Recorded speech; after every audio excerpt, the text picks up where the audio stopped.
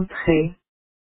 Un jour où je me trouvais dans une certaine église avec une sœur, pendant la Sainte Messe, j'ai éprouvé la grandeur et la majesté de Dieu. Je sentais que cette église était imprégnée de Dieu. Sa majesté m'enveloppait, elle m'effrayait et cependant, me remplissait de paix et de joie.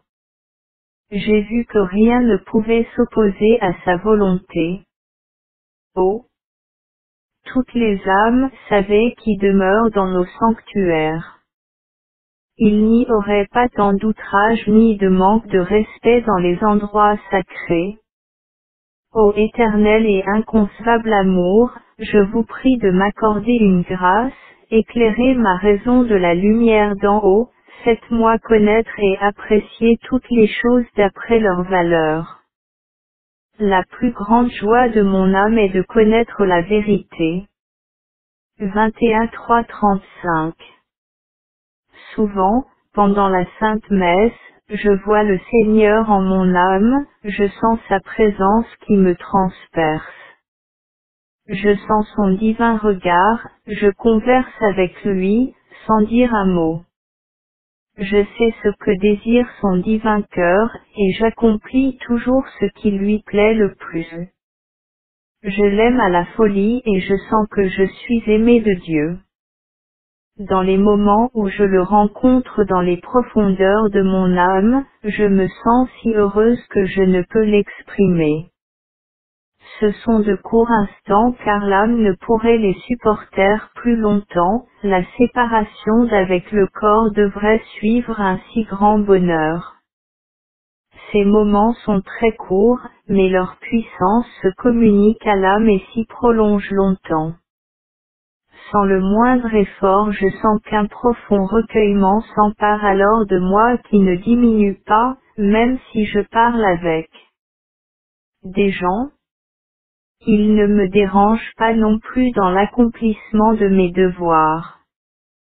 Je sens la continuelle présence de Dieu, sans aucun effort, je sais que je lui suis uni aussi étroitement que la goutte d'eau à l'insondable océan. Jeudi dernier, vers la fin des prières, j'ai senti cette grâce qui a duré, exceptionnellement, pendant toute la Sainte Messe.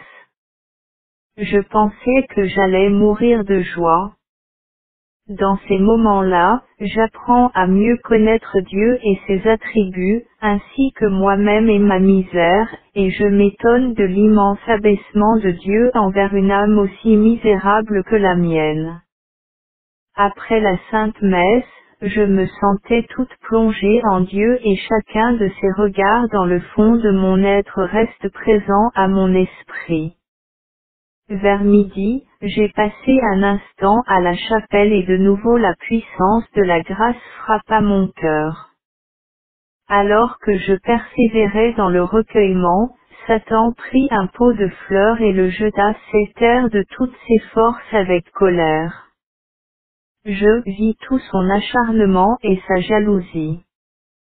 Il n'y avait personne à la chapelle, je me suis donc levée, j'ai ramassé le pot brisé, j'ai replanté la fleur et je voulais la remettre à sa place, avant que quelqu'un ne vienne à la chapelle. Je n'y suis pas arrivée, car aussitôt la mère supérieure, la sursacristine et plusieurs autres entrèrent. La mère supérieure s'étonna que je touche à quelque chose sur le petit autel, et que le pot de fleurs soit tombé. La sursacristine montra du mécontentement, mais je tâchai de ne pas m'expliquer, ni me justifier. Cependant le soir, me sentant avec accent grave fait épuisé et incapable de faire mon heure sainte, j'ai prié la mère supérieure de me permettre d'aller me coucher plus tôt. Je m'endormis aussitôt. Cependant vers 11 heures, Satan secoua mon lit. Je me suis tout de suite réveillée, et j'ai commencé tranquillement à prier mon ange gardien. Soudain je vis des âmes du purgatoire, qui faisaient pénitence. Leur aspect était celui d'une ombre et parmi elles, j'ai vu beaucoup de démons. L'un d'eux tâchait de me vexer sous l'aspect d'un chat. Il se lançait sur mon lit et sur mes pieds, et pesait très lourd. Je priais pendant tout ce temps, récitant le rosaire. Vers le matin, ces êtres disparurent et j'ai pu m'endormir. En arrivant le matin à la chapelle, j'ai entendu une voix, tu es à moi, n'aie peur de rien. Sache cependant, mon enfant, que Satan te hait, il est chaque âme, mais envers toi il brûle d'une haine particulière, parce que tu as arraché tant d'âmes à son règne. Jeudi Saint 18-4. Ce matin, j'ai entendu ces paroles, jusqu'à la cérémonie de la résurrection, tu n'éprouveras plus ma présence, mais ton âme sera emplie d'une grande nostalgie. Et aussitôt une immense nostalgie inonda mon âme. Je sentais la séparation d'avec mon bien-aimé Jésus. Et quand approche le moment de la Sainte Communion, je vis dans le calice, sur chaque hostie, la face douloureuse de Jésus. Depuis ce moment, j'éprouvais, en mon cœur, une nostalgie plus grande encore. Vendredi Saint à 3 heures de l'après-midi, quand je suis entré à la chapelle, j'ai entendu ces paroles. Je désire que cette image soit honorée publiquement. Tout d'un coup j'aperçus Jésus agonisant sur la croix dans de grandes douleurs, de son cœur sortir ces deux rayons qui sont représentés sur l'image. Samedi, pendant les vêpres, j'aperçus Jésus resplendissant de lumière comme le soleil, dans un vêtement clair, qui me dit, que ton cœur se réjouisse. Une grande joie m'inonda et la présence de Dieu me pénétra tout entière, c'est un trésor ineffable pour l'âme. Quand l'image fut exposée, j'ai vu le vif mouvement de la main de Jésus, qui traça un grand signe de croix. Le soir du même jour, quand je fus couché dans mon lit, je vis cette image survoler la ville qui était elle-même tendue de réseaux et de filets. En passant, Jésus coupait tous les filets et à la fin, il traça un grand signe de croix et disparut. Je me vis entouré d'un grand nombre d'êtres méchants, brûlant d'une immense haine contre moi. Leur bouche proférait toutes sortes de menaces, cependant aucun ne m'a touché. Après un moment, cette apparition disparut, mais je mis longtemps à m'endormir. 26-4. Vendredi, alors que j'étais à Ostrabrama, pour les cérémonies au cours desquelles l'image a été exposée, j'assistais au sermon de mon confesseur. Ce sermon sur la miséricorde divine était le premier de ceux que Jésus exigeait depuis si longtemps. Quand il commença à parler de cette grande miséricorde du Seigneur, l'image prit un aspect vivant et ses rayons pénétraient dans les curesses des personnes rassemblées, mais pas dans la même mesure. Les uns en recevaient plus et d'autres moins. Mon âme fut inondée d'une grande joie à la vue de la grâce de Dieu. Soudain j'entendis ces paroles, tu es le témoin de ma miséricorde. Tu vas te tenir, pour l'éternité, devant mon trône comme un vivant témoin de ma miséricorde. Le sermon fini, je n'attendis pas la fin des cérémonies, car j'étais pressé de revenir à la maison. Je fis quelques pas, mais un grand nombre de démons me barrèrent la route. Ils me menaçaient de terribles supplices et des voix se firent entendre, elle nous a ravis tout ce pourquoi nous avons travaillé pendant tant d'années. Lorsque je les ai questionnés, qui êtes-vous en si grand nombre? Les maudits me répondirent, des curesses humains, ne nous tourmentent pas. Voyant leur terrible haine contre moi, j'ai appelé tout de suite mon ange gardien au secours, et immédiatement sa claire et rayonnante apparence se tint près de moi. Et il me dit, n'aie pas peur, épouse de mon Seigneur. Sans sa permission, ces esprits ne te feront aucun mal. Immédiatement les mauvais esprits disparurent, et le fidèle ange gardien m'a accompagné de manière visible, jusqu'au seuil de la maison. Son regard était modeste et paisible, un rayon de feu jaillissait de son front. Ô Jésus, je désirerais peiner, me tourmenter et souffrir pendant toute ma vie, pour ce seul moment où je vis, Seigneur, votre gloire et le salut des âmes.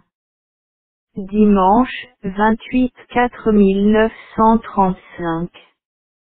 Dimanche de Quasimodo ou fête de la miséricorde du Seigneur, et clôture du jubilé de la rédemption. Nous sommes allés assister à ces cérémonies et mon cœur battait de joie, parce que ces deux fêtes sont si étroitement unies. J'ai prié Dieu d'être miséricordieux pour les âmes des pécheurs.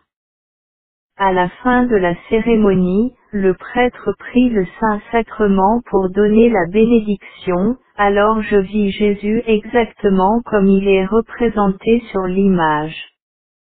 Le Seigneur accorda sa bénédiction, et les rayons se répandirent sur le monde entier.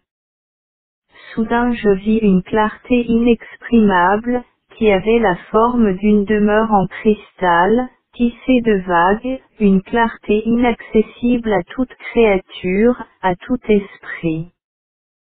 3 portes y mènent. À ce moment Jésus tel qu'il est sur l'image, entra dans cette clarté par la seconde porte. Il entra dans l'intérieur de l'unité. C'est une unité triple, qui est inconcevable, c'est l'infini. J'entendis une voix, cette fête est issue des entrailles de ma miséricorde et elle est confirmée dans les profondeurs de mon amour infini, toute âme qui croit et a confiance en ma miséricorde, l'obtiendra. Je me suis profondément réjoui de la bonté et de la grandeur de mon Dieu. 29/4/35. Le jour précédant l'exposition de cette image, je suis allé avec notre Mère supérieure chez notre confesseur. Quand on parla de l'image, il demanda qu'une des sœurs vienne l'aider à tresser des couronnes de verdure. La Mère supérieure répondit que je l'aiderais. Ce qui me causa beaucoup de joie. Lorsque nous rentrâmes à la maison, je me suis tout de suite occupé à préparer la verdure, avec une des élèves, nous l'avons transportée. Une personne qui est employée à l'église nous a aussi aidés. À 7 heures du soir, tout était prêt et l'image était exposée. Cependant certaines dames avaient observé que je rôdais là-bas, car je dérangeais plutôt que je n'aidais. Le lendemain donc, elles ont demandé aux sœurs quelle était cette belle image et ce qu'elle signifiait.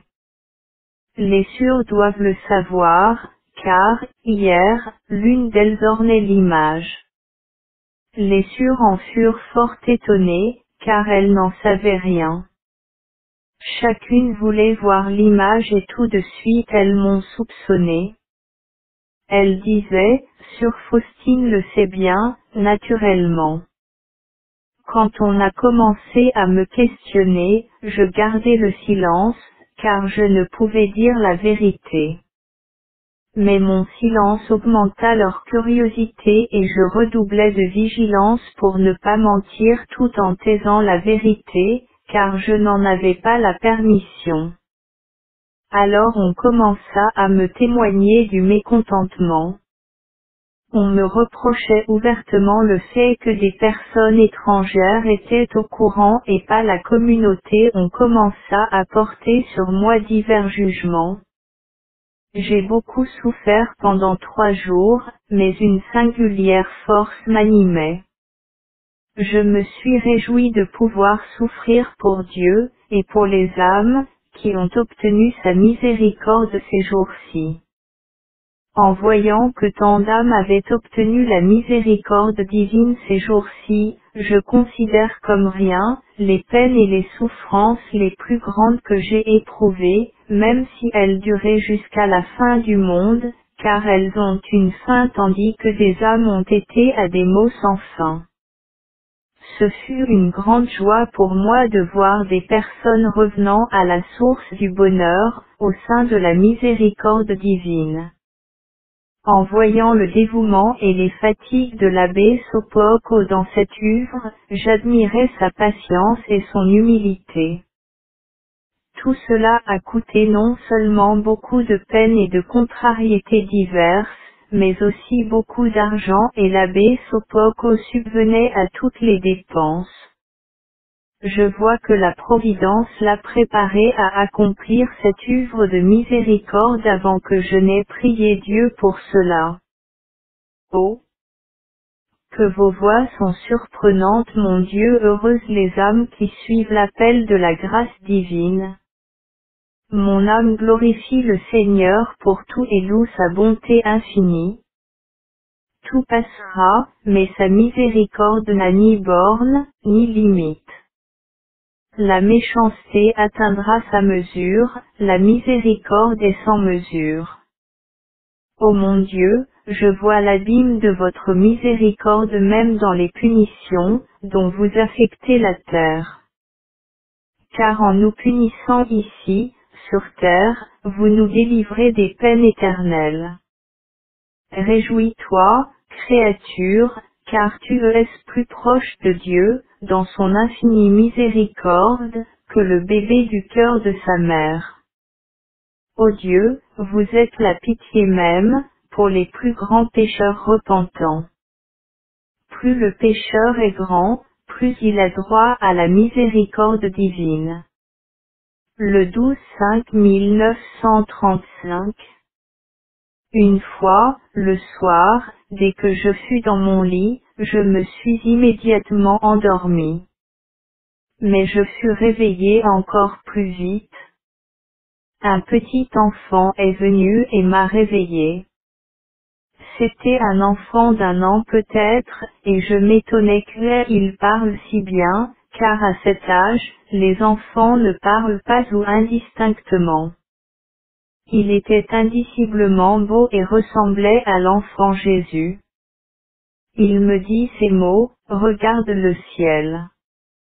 Lorsque j'ai regardé le ciel, j'ai aperçu les étoiles et la lune qui brillaient. Alors l'enfant m'a demandé, vois-tu cette lune et ces étoiles? J'ai répondu, oui. Ces étoiles, reprit-il, sont les âmes des fidèles chrétiens et la lune ce sont les âmes religieuses. Tu vois la grande différence de lumière entre la lune et les étoiles. Telle est au ciel la différence entre l'âme religieuse et l'âme d'un fidèle chrétien. Et il me dit que la véritable grandeur réside dans l'amour de Dieu et dans l'humilité. Puis je vis une âme, qui se séparait du corps dans de terribles supplices. Ô Jésus, lorsque je dois écrire ceci, je frémis à la vue de ces atrocités, qui témoignent contre lui. Je voyais des âmes de petits enfants et de plus grands, vers les 9 ans, qui sortaient d'une sorte de gouffre boueux. Ces âmes étaient répugnantes et dégoûtantes, semblables aux plus horribles monstres et à des cadavres décharnés. Mais ces cadavres étaient vivants et rendaient hautement témoignage contre cette âme agonisante. Et l'âme que je voyais en agonie était une âme qui avait reçu de grands honneurs et des applaudissements mondains, et qui finissait dans le vide et le péché. Enfin une femme est sortie, elle tenait des larmes, comme dans un tablier, et elle témoignait avec force contre lui. Oh! L'heure terrible où il faut voir toutes ces actions dans leur nudité et leur misère. Aucune d'elles ne périra. Elles vont nous accompagner fidèlement jusqu'au jugement de Dieu. Je n'ai pas de mots ni de comparaison pour exprimer des choses aussi terribles. Et bien que je crois que cette âme n'est pas damnée, cependant ces supplices ne diffèrent en rien des supplices de l'enfer, il y a seulement cette différence qu'ils finiront un jour. Après un moment, j'aperçus à nouveau ce même enfant qui m'avait réveillé. Il était d'une délicieuse beauté. Il m'a répété, la véritable grandeur de l'âme réside dans l'amour de Dieu et dans l'humilité. Je lui demandai, d'où sais-tu que la véritable grandeur de l'âme réside dans l'amour de Dieu et dans l'humilité? Les théologiens seuls peuvent savoir ces choses et toi, tu n'as même pas encore appris le catéchisme. Comment le sais-tu? Il me répondit, je le sais. Je sais tout. Et au même moment il disparut. Cependant je ne pus me rendormir. Mon esprit était fatigué, parce que j'avais commencé à réfléchir à ce que j'avais vu. Ô âme humaine, comme vous reconnaissez tard la vérité. Ô immensité de la miséricorde de Dieu, déversez-vous au plus vite sur le monde entier, comme vous-même me l'avez dit. 5935 Lorsque j'ai compris les grands desseins de Dieu sur moi, je fus effrayé de leur grandeur. Et me sentant tout à fait incapable de les accomplir, j'ai commencé à éviter intérieurement les conversations avec Dieu et je remplaçais ce temps par des prières vocales. Je le faisais par humilité, mais je m'aperçus bientôt, que ce n'était pas la véritable humilité, mais une grande tentation du démon. Quand, un jour au lieu de l'oraison, je pris un livre de lecture spirituelle, j'ai entendu distinctement et fortement ces paroles, tu prépareras le monde à ma venue dernière. Ces paroles m'ont profondément impressionné et quoique faisant semblant de ne pas les avoir entendues, je les comprenais bien et je n'avais aucun doute. Un autre jour, fatigué de ce combat entre mon amour pour Dieu et mon refus continuel, à cause de mon incapacité à accomplir cette œuvre, je voulus quitter la chapelle, mais une singulière puissance m'en empêcha. Je me sentais impuissante, et j'entendis soudain ces paroles, tu veux sortir de la chapelle, mais tu ne t'éloigneras pas de moi, car je suis partout. Par toi-même, tu ne feras rien. Mais avec moi tu peux tout. Quant au cours de la semaine, je suis allé chez mon confesseur, je lui ai dévoilé l'état de mon âme, et en particulier le fait que j'évitais la conversation intérieure avec Dieu. Il me répondit qu'il ne m'était pas permis d'éviter la conversation intérieure avec Dieu, mais que je devais au contraire bien écouter les paroles qu'il me dit. J'ai agi d'après les indications du confesseur et à la première rencontre avec le Seigneur je suis tombé à ses pieds et, le cœur brisé, je lui ai demandé pardon pour tout.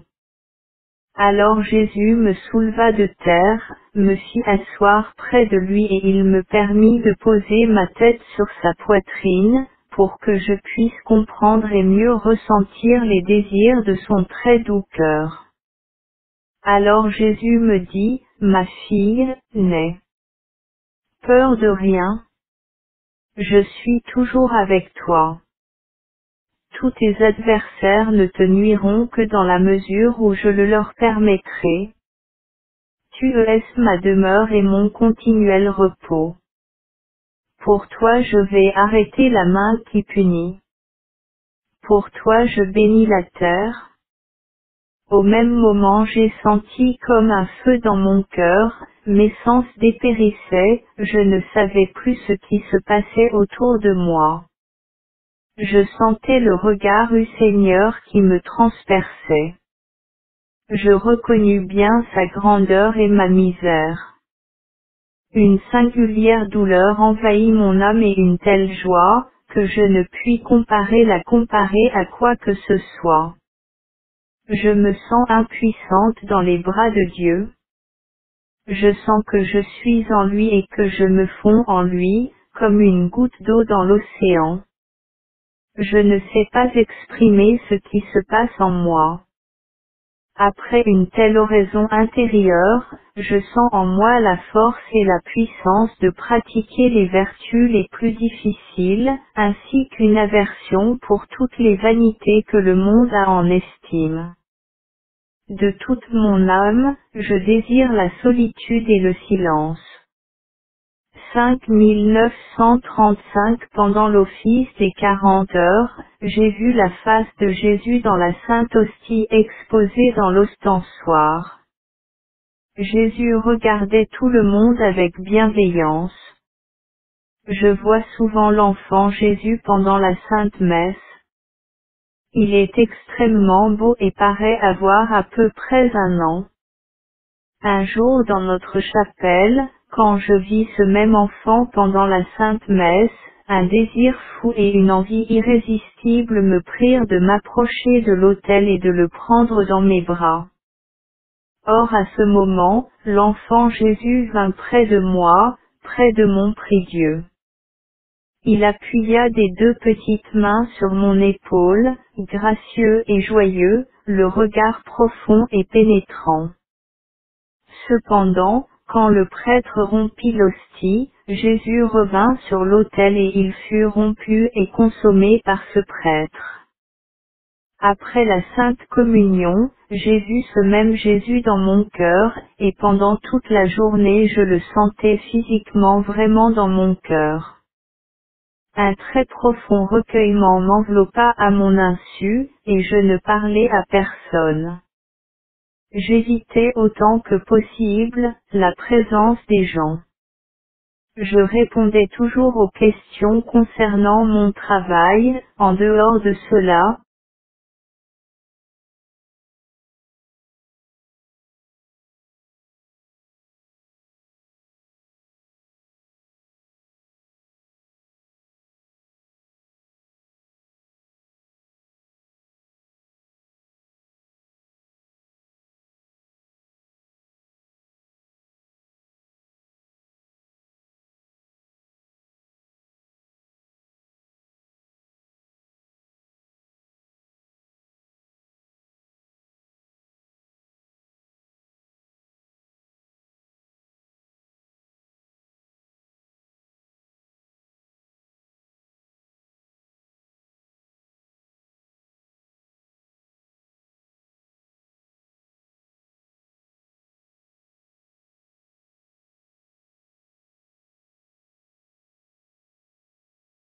.vi 1935 La Pentecôte.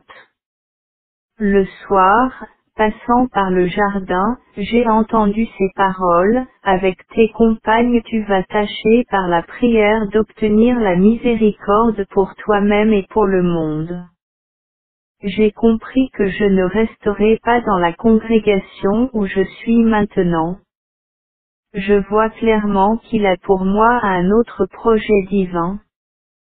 Cependant je m'excuse sans cesse devant Dieu, lui disant que je suis incapable d'accomplir cette œuvre. Jésus, vous savez bien ce que je suis, puis j'ai commencé à énumérer mes faiblesses devant le Seigneur. Je me cachais derrière elle pour qu'il reconnaisse que mon refus était fondé, et que je suis incapable d'accomplir ses desseins. Alors j'entendis ces paroles, n'aie pas peur. Moi-même je compléterai tout ce qui te manque. Ces mots me pénétrèrent entièrement et je compris mieux encore ma misère. Je compris que la parole du Seigneur est vivante et qu'elle pénètre jusqu'à l'âme. J'ai compris que Dieu exigeait de moi un genre de vie plus parfait. Cependant, je continuais à m'excuser à cause de mon incapacité. 435-29-6935 Lorsque je fis part à mon directeur spirituel des divers points que le Seigneur exigeait de moi, je pensais qu'il me répondrait que j'étais incapable d'accomplir ces choses, que Jésus n'emploie pas des âmes aussi misérables, que je ne convenais pour aucune des œuvres. Pourtant j'ai entendu que Dieu choisit justement le plus souvent ces âmes-là pour réaliser ses desseins.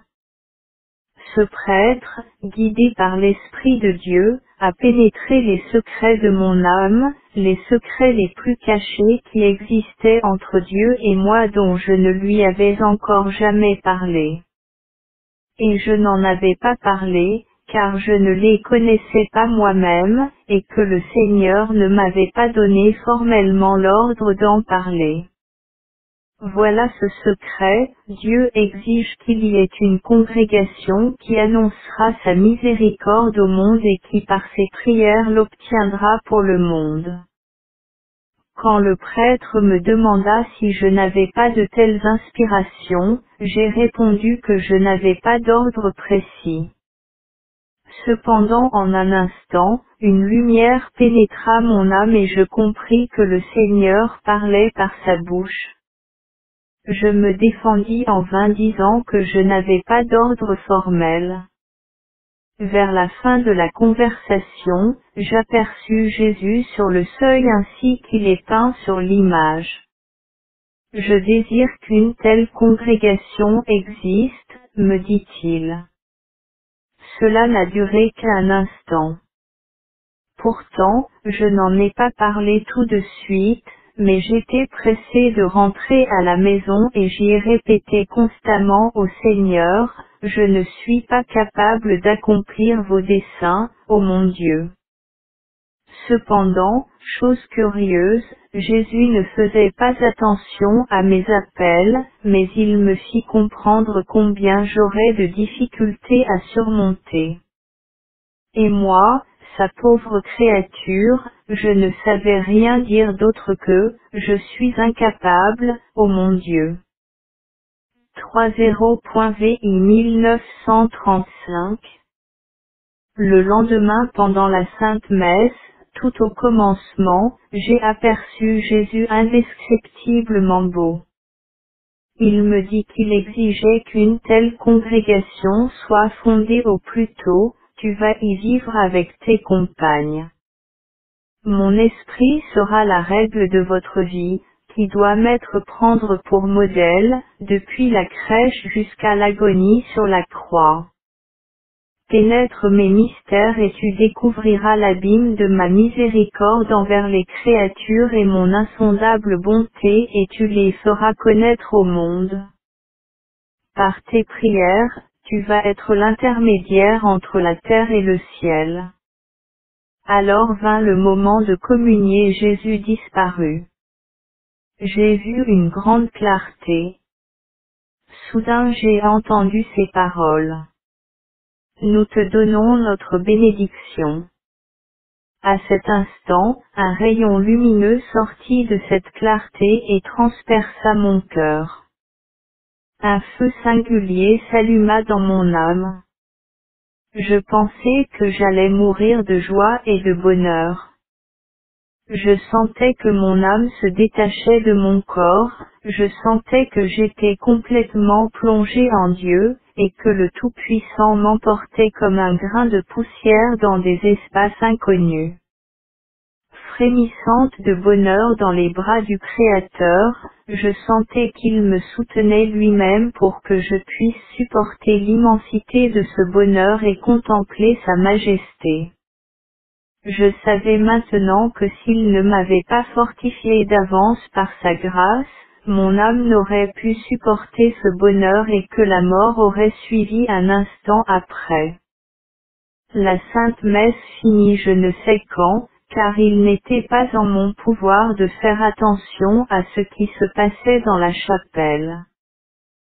Cependant, quand je repris mes sens, je sentis que j'avais la force et le courage d'accomplir la volonté divine. Rien ne me semblait difficile, tandis qu'auparavant je m'excusais devant le Seigneur. Maintenant, ressentant en moi le courage et la force du Seigneur qui vit en moi, je lui ai dit, je suis prête, quel que soit le signe de votre volonté. Intérieurement j'avais déjà vécu tout ce que l'avenir me réservait. Ô mon Créateur et mon Seigneur, voilà tout mon être. Disposez de moi selon votre divin plaisir, d'après vos éternels desseins et votre insondable miséricorde. Que toute âme sache comme est bon le Seigneur. Que personne n'ait peur de vivre dans son intimité ni ne s'excuse de son indignité ni ne remette jamais à plus tard les invitations divines, car cela ne plaît pas au Seigneur.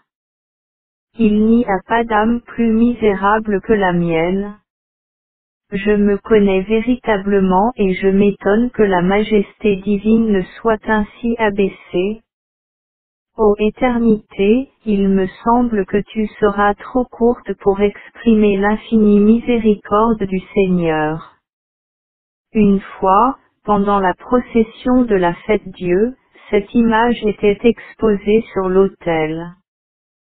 Quand le prêtre y déposa le Saint-Sacrement et que le chœur commença à chanter, les rayons de l'image traversèrent la Sainte Hostie et se répandirent dans le monde entier. Alors j'entendis ces paroles, ces rayons te traverseront, comme ils ont traversé cette hostie et ils passeront dans le monde entier. À ces mots, une grande joie envahit mon âme.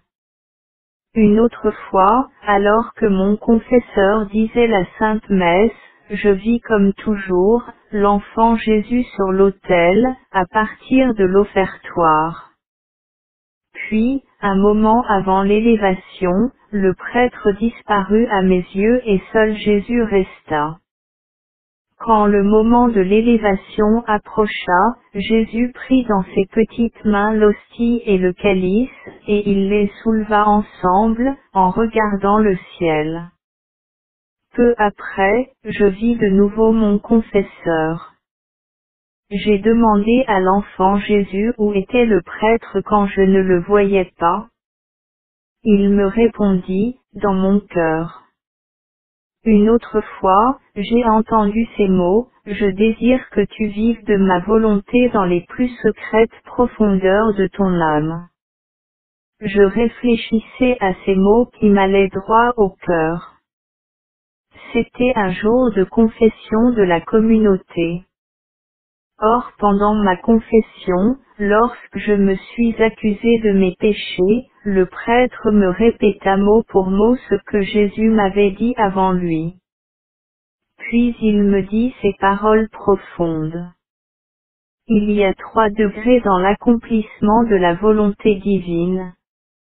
Le premier, quand l'âme accomplit tout ce qui est contenu extérieurement dans les ordres et les statuts. Le second, quand l'âme suit les inspirations intérieures et y est fidèle. Le troisième, quand l'âme abandonnée à la volonté de Dieu, lui laisse la liberté de disposer d'elle et que Dieu fait d'elle ce qui lui plaît, elle est un instrument docile dans sa main. Le prêtre me dit que j'en étais au 2e degré de l'accomplissement de la volonté divine, que je n'avais pas encore atteint le 3e. Mais que je devais cependant m'efforcer d'y arriver. Ces paroles pénétrèrent jusqu'au fond de mon âme. Je vois clairement que Dieu donne à ce prêtre la connaissance de ce qui se passe au fond de mon âme. Cela ne m'étonne pas. Je remercie Dieu qu'il ait de tels élus. Je dis. L'adoration nocturne. Quand je suis venu pour adorer, un recueillement intérieur me saisit immédiatement. J'ai aperçu Jésus attaché à une colonne, dépouillé de ses vêtements et tout de suite la flagellation commença. J'ai vu 4 hommes qui, tour à tour, frappaient le Seigneur avec des fouets. Le cœur me manquait en regardant ce supplice. Le Seigneur me dit, je souffre une plus grande douleur que celle que tu vois. Et Jésus me fit connaître pour quel péché il se soumit à la flagellation. Ce sont les péchés d'impureté. Oh! Que les souffrances morales de Jésus furent cruelles, quand il se soumit à la flagellation. Il me dit alors, regarde et vois le genre humain dans son état actuel. Et au même instant, je vis des choses horribles, les bourreaux abandonnèrent Jésus et d'autres personnes procédèrent à la flagellation. Elles saisirent des fouets, et frappèrent le Seigneur sans miséricorde. C'étaient des prêtres, des religieux, des religieuses et de hauts dignitaires de l'Église, ce qui m'a bien étonné. Il y avait aussi des laïcs d'âges divers et de divers états. Ils exerçaient toute leur méchanceté sur l'innocent Jésus. Mon cœur était dans une sorte d'agonie. Quand les bourreaux le frappaient, Jésus se taisait et regardait au loin.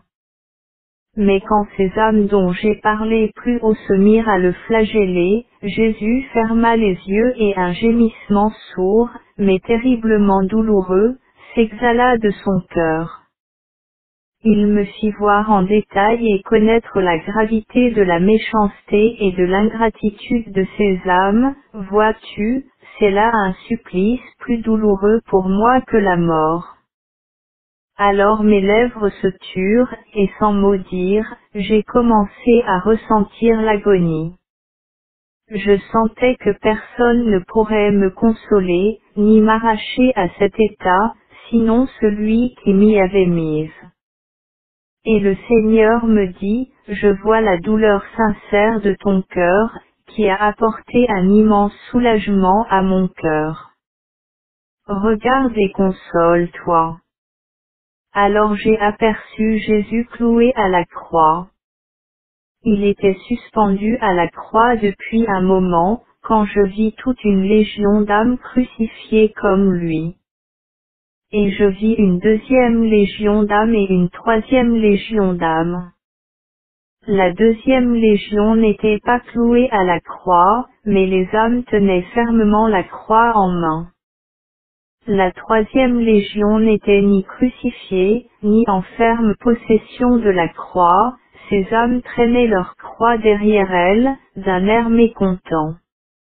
Alors Jésus me dit, vois-tu ces âmes qui Maître ressemblent dans les souffrances et dans les mépris Maître ressemble aussi dans la gloire. Et celles qui sont le moins semblables à moi dans les souffrances et les mépris, seront aussi le moins semblables à moi dans la gloire. Parmi les âmes crucifiées, le plus grand nombre étaient des âmes d'ecclésiastiques. J'ai reconnu aussi, en croix des âmes que je connaissais, ce qui m'a causé une grande joie. Alors Jésus me dit, dans ta méditation de demain tu vas réfléchir à ce que tu as vu aujourd'hui. Et aussitôt Jésus disparut. Vendredi, j'étais malade et je ne pouvais pas assister à la Sainte Messe. À 7 heures du matin, j'ai vu mon confesseur en train de célébrer la Sainte Messe, au cours de laquelle j'ai vu l'enfant Jésus. À la fin de la Sainte Messe, la vision disparut et je me suis retrouvé dans ma cellule, comme auparavant. Une joie indicible s'empara de moi parce que, ne pouvant être présente à la Sainte Messe dans notre chapelle, j'avais assisté à la Sainte Messe dans une église bien éloignée. Jésus peut remédier à tout. 30 juillet 1935. Fête de Saint Ignace. J'ai ardemment prié ce saint. Je lui faisais des reproches, comment pouvait-il me regarder sans me venir en aide dans des questions si importantes, sans m'aider à accomplir la volonté de Dieu. Je lui dis, ô notre saint patron, vous qui brûliez du feu de l'amour et du zèle de la gloire de Dieu, je vous prie humblement, aidez-moi dans l'accomplissement des desseins de Dieu. C'était pendant la Sainte Messe.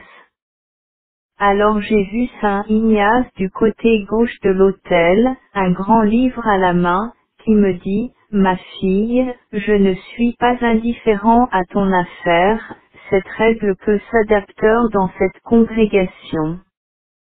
Montrant de la main le grand livre, il disparut. J'ai été infiniment heureuse de ce que les saints pensent à nous et que notre union avec eux soit si étroite. Ô bonté divine, comme le monde intérieur est beau, dès ici-bas nous pouvons vivre en communion avec les saints. J'ai ressenti pendant toute la journée la proximité de ce cher patron. 5 août 1935. Fête de Notre-Dame de la Miséricorde. Je me suis préparée à cette fête avec plus de ferveur que les années précédentes. Le matin, j'ai ressenti un combat intérieur, à la pensée que je devais quitter cette congrégation, qui jouit de la protection particulière de Marie. La méditation passa dans ce combat et la première messe aussi. Pendant la seconde messe, j'ai prié la Sainte Mère en lui disant qu'il m'était difficile de me séparer de cette congrégation placée sous sa particulière protection. Je vis alors la Sainte Vierge, indiciblement belle, venir de l'autel vers mon prie-Dieu. Elle me serra contre elle et me dit, je suis votre mère, grâce à l'insondable miséricorde de Dieu, et l'âme m'est d'autant plus agréable qu'elle remplit fidèlement la volonté divine. Elle m'a fait comprendre que je réalisais tous les souhaits de Dieu et que pour cette raison j'avais trouvé grâce à ses yeux. Sois courageuse, n'aie pas peur des obstacles illusoires, mais fixe tes regards sur la passion de mon Fils. De cette manière tu remporteras la victoire. Adoration nocturne. Je me sentais bien souffrante, et il me semblait que je ne pourrais pas faire mon adoration. Cependant, j'ai rassemblé toutes les forces de ma volonté et, bien que je sois tombée à terre dans ma cellule, je n'accordais aucune attention à ce qui me faisait mal, ayant la passion de Jésus devant les yeux. Lorsque je suis arrivée à la chapelle, j'ai compris intérieurement quelle grande récompense Dieu nous prépare, non seulement pour les bonnes actions, mais aussi pour le sincère désir de les remplir. Quelle est grande cette grâce de Dieu! Oh, comme il est doux de se donner beaucoup de mal pour Dieu et pour les âmes. Je ne veux point de repos dans ce combat, je vais lutter jusqu'au dernier souffle de ma vie pour la gloire de mon roi et Seigneur. Je ne poserai pas le glaive jusqu'à ce qu'il m'appelle devant son trône. Je n'ai pas peur des coups, car Dieu est mon bouclier. C'est l'ennemi qui devrait avoir peur de nous, et non nous de lui. Satan ne remporte de victoire que sur les orgueilleux et les poltrons, car les humbles sont forts. Rien ne confondra ni n'effrayera une âme humble. Elle a dirigé son vol droit sur le brasier du soleil et rien ne pourra l'arrêter. L'amour ne se laisse pas emprisonner, il est libre comme un roi. L'amour atteint Dieu. Un jour après la Sainte Communion, j'ai entendu ces mots, tu es notre demeure. À ce moment j'ai ressenti dans mon âme la présence de la Sainte Trinité, Père, Fils et Saint-Esprit. Je sentais que j'étais le temple de Dieu. Je sens que je suis l'enfant du Père. Je ne puis expliquer tout cela, mais mon esprit le comprend bien. Ô bonté infinie, comme vous vous abaissez vers votre misérable créature. Si les âmes voulaient se recueillir, Dieu leur parlerait tout de suite. Car c'est la dispersion qui assourdit la parole du Seigneur. Une fois le Seigneur me dit, pourquoi as-tu peur et pourquoi frémis-tu quand tu es uni à moi? Cela ne me plaît pas que l'âme se laisse aller à de vaines peurs. Qui oserait te toucher, lorsque tu es avec moi? L'âme est ma bien-aimée quand elle croit à ma bonté et qu'elle se fie complètement à moi. Je la comble de ma confiance et je lui donne tout ce qu'elle demande. Et une autre fois, ma fille, prends les grâces que dédaignent les autres. Prends-en autant que tu peux en porter. À cet instant mon âme fut inondée de l'amour divin. Je sens que je suis unie au Seigneur si étroitement que je ne trouve pas de mots pour bien définir cette union. Et soudain je sens que tout ce que Dieu possède, tous les biens et tous les trésors sont à moi. Je ne m'en préoccupe cependant pas beaucoup, car il me suffit, lui seul, l'unique. En lui je vois tout, et rien sans lui. Je ne cherche pas de bonheur en dehors de mon être intérieur où demeure Dieu. Je me réjouis de Dieu à l'intérieur de moi-même. J'y vis sans cesse avec lui, c'est là ma plus grande intimité avec lui. J'y demeure, sûr de lui, à l'abri des regards humains. La Sainte Vierge m'encourage à me comporter de la sorte avec Dieu. Quand survient une souffrance, elle ne me cause aucune amertume. Les grandes consolations ne m'enorgueillissent pas. En moi règne la paix et l'égalité d'âme qui découlent de la connaissance de la vérité. Vivre entouré de curesses mal disposées ne peut me nuire puisque mon âme connaît la plénitude du bonheur. La bienveillance des autres ne m'aidera pas si Dieu n'est pas dans mon propre cœur. Plus. J.M.J. Wilno, 12-8-1935 retraite de 3 jours. La veille de la retraite, au soir, en écoutant les points de la méditation, j'ai entendu ces paroles, pendant cette retraite, je te parlerai par la bouche de ce prêtre, pour t'assurer de l'authenticité des paroles que je t'adresse au fond de l'âme. Bien que ce soit une retraite pour toutes les sûres, je te prends spécialement en considération pour te fortifier et te rendre intrépide dans toutes les contrariétés qui t'attendent. Aussi écoute soigneusement les paroles du prêtre et médite-les dans les profondeurs de ton âme. Quel ne fut pas mon étonnement en constatant que tout ce que le Père disait de l'union avec Dieu et des obstacles à cette étroite union, je l'avais littéralement vécu dans mon âme.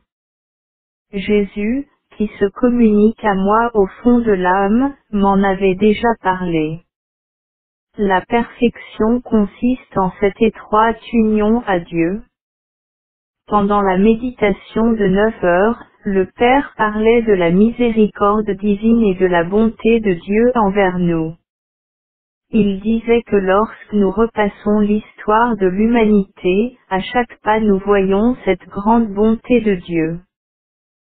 Tous les attributs de Dieu, comme sa toute-puissance, s'efforcent de nous dévoiler ce suprême attribut de Dieu, sa bonté.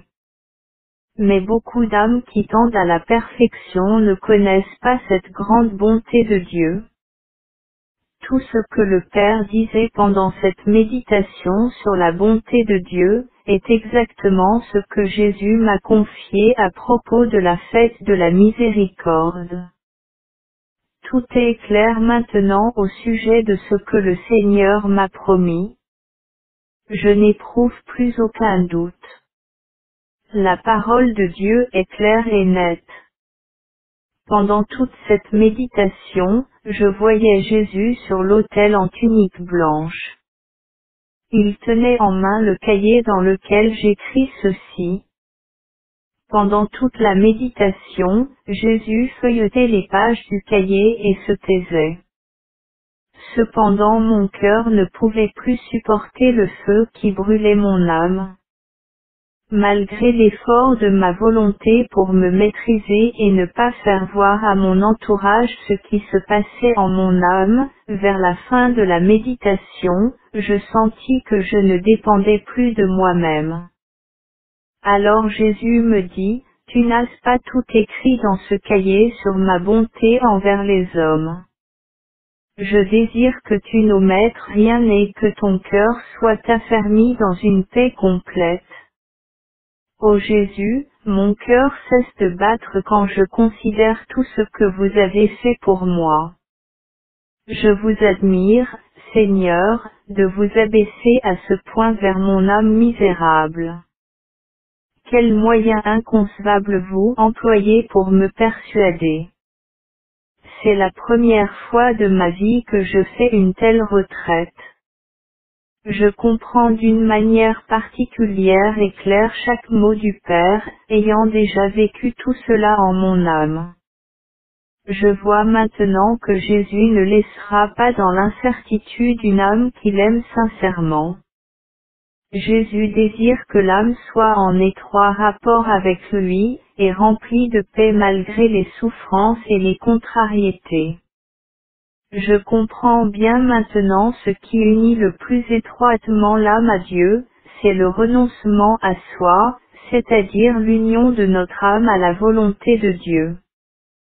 Cela rend l'âme vraiment libre, l'aide à avoir un profond recueillement de l'esprit, lui rend légère toutes les peines de la vie, et la mort douce. Jésus m'a dit que si j'avais quelque incertitude en ce qui concerne cette fête, ou la fondation de cette congrégation, ou sur tout autre point dont il m'a parlé au fond de l'âme, il me répondrait immédiatement par la bouche de ce prêtre. Pendant une méditation sur l'humilité, une vieille inquiétude me revint à l'esprit, une âme aussi misérable que la mienne ne peut accomplir la tâche que le Seigneur exige. À cet instant, alors que j'examinais ce doute, le prêtre qui prêchait la retraite interrompit le fil de son discours et parla de ce dont je doutais. C'est-à-dire que Dieu choisit, la plupart du temps, les âmes les plus faibles et les plus simples comme instruments, pour réaliser ses plus grandes œuvres. Et c'est une vérité incontestable, car c'est ainsi qu'il a choisi les apôtres. Et voyons dans l'histoire de l'Église, quelles grandes œuvres ont été accomplies par des âmes qui en étaient le moins capables. Car justement de cette manière, les œuvres de Dieu nous montrent qu'elles sont vraiment de Dieu. Quand mon incertitude eut tout à fait disparu, le prêtre revint au thème de l'humilité. Jésus, comme pendant chaque méditation, se tenait debout sur l'autel. Il ne me disait rien, mais son regard bienveillant pénétrait ma pauvre âme, qui n'avait plus aucune excuse. Ô Jésus, ma vie, je sens bien que vous me changez en vous-même, dans le secret de l'âme, où les sens n'atteignent guère. Ô mon Sauveur, cachez-moi dans le fond de votre cœur, et couvrez-moi de vos rayons devant tout ce qui n'est pas vous.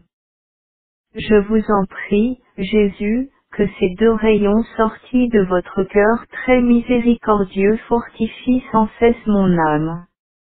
Le moment de la confession. Mon confesseur m'a demandé si à cet instant Jésus était là, et si je le voyais. Oui, il est là et je le vois. Alors il m'a demandé de le questionner sur certaines personnes. Jésus ne m'a rien répondu, mais il l'a regardé. Quand après la confession j'ai récité ma pénitence, Jésus m'a dit, va et console-le de ma part. Ne comprenant pas la signification de ces mots, je lui ai tout de suite répété ce que Jésus venait de me dire. Pendant tout le temps de la retraite, sans interruption, j'étais en rapport avec Jésus et je me suis familiarisé avec lui de toute la force de mon cœur. Jour de la rénovation des Vux. Au commencement de la Sainte Messe, comme d'habitude j'ai vu Jésus. Il nous bénissait, puis il est entré dans le tabernacle. Soudain je vis la Sainte Vierge en robe blanche et manteau bleu, tête nue. Elle vint de l'autel, s'approcha de moi, me toucha de ses mains et me couvrit de son manteau. Elle me dit, offre ces vux pour la Pologne. Prie pour elle. 15-8.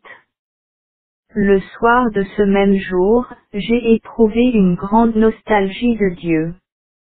Je ne le voyais pas en ce moment avec mes yeux de chair, comme auparavant, mais je le sens, de façon indéfinissable. Cela me cause cette nostalgie et un supplice indescriptible. Je meurs de soif de le posséder, pour me noyer en lui pour l'éternité. Mon esprit est tendu vers lui, et rien au monde ne pourrait me consoler. Ô amour éternel, je comprends maintenant combien mon cœur vivait en étroite intimité avec vous.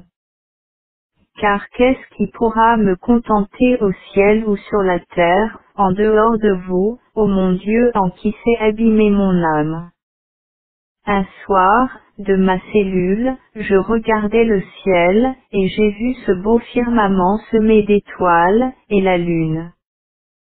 Soudain un feu d'amour inconcevable jaillit de mon âme vers mon Créateur. Ne sachant supporter la nostalgie qui montait en mon âme vers lui, je me suis prosterné, m'humiliant dans la poussière. Je le louai pour toutes ses créatures. Et lorsque mon cœur n'eut plus la force de supporter ce qui se passait en lui, j'ai éclaté en sanglots. Alors mon ange gardien m'a touché et m'a dit, le Seigneur te fait dire de te relever. J'obéis immédiatement, mais je n'étais pas consolé. La nostalgie de Dieu m'envahit plus encore. Un jour où j'étais en adoration, mon esprit était comme en agonie et je ne pouvais pas retenir mes larmes, alors j'ai vu un esprit d'une grande beauté qui me dit, le Seigneur dit, ne pleure pas. Après un moment, j'ai demandé, qui es-tu? Il me dit, je suis l'un des 7 esprits, qui se tiennent nuit et jour devant le trône de Dieu et le louent sans cesse. Cependant cet esprit n'a pas apaisé ma nostalgie de Dieu, il n'a fait que l'accroître.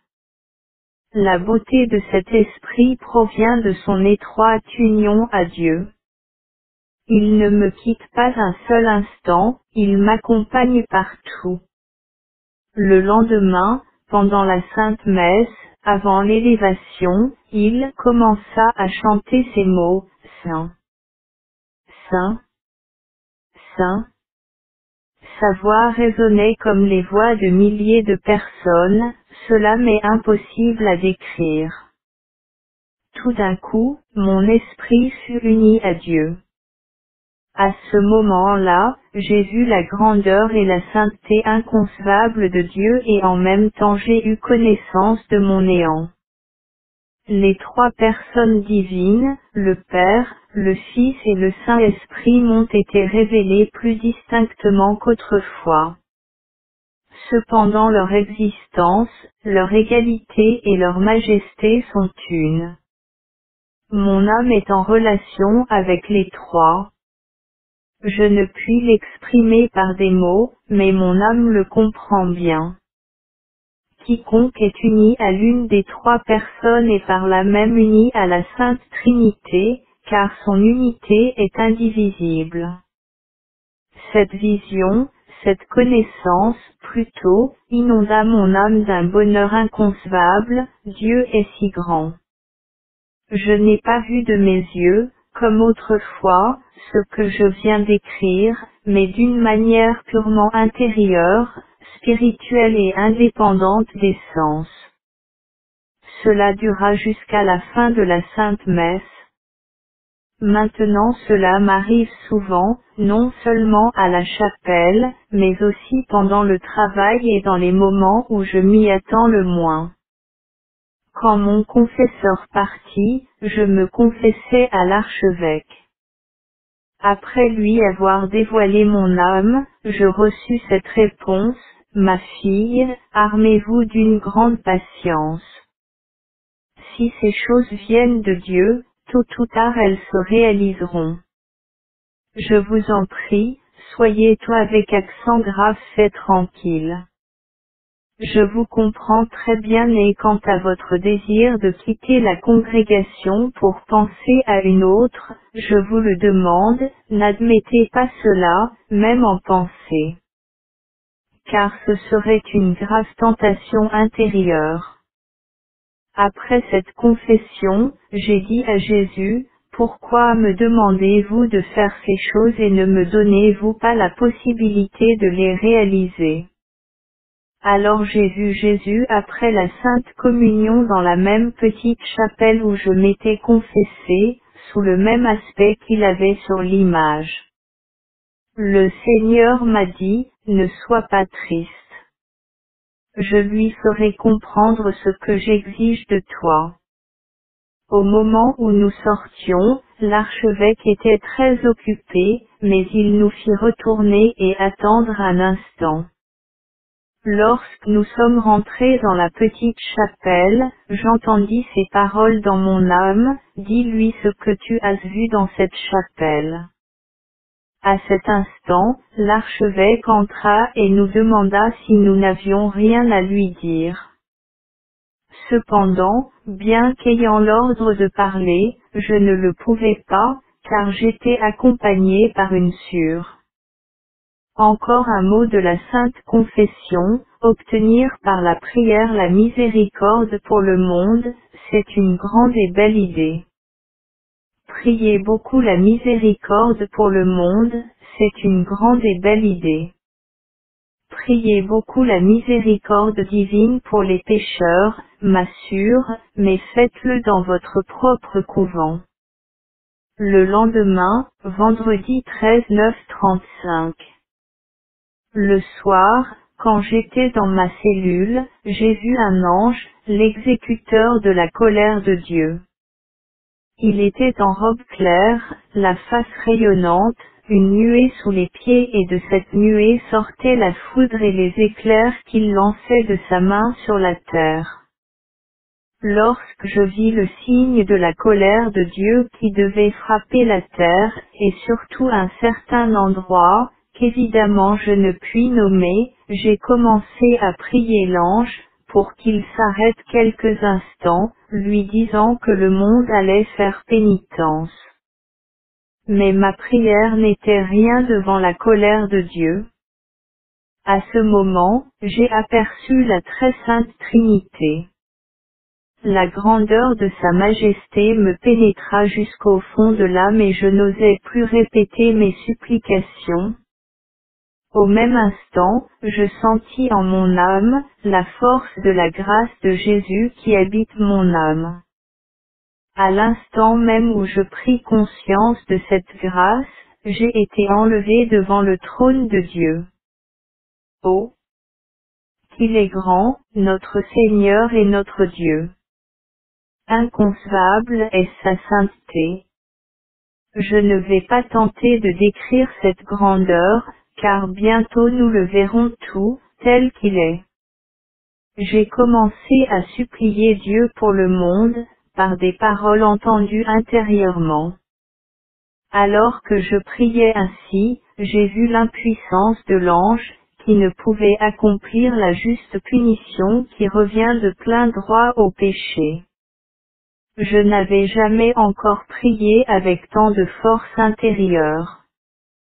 Voilà les paroles par lesquelles je suppliais Dieu. Père éternel, je vous offre le corps, le sang, l'âme et la divinité de votre très doux Fils notre Seigneur Jésus-Christ, pour nos péchés et ceux du monde entier.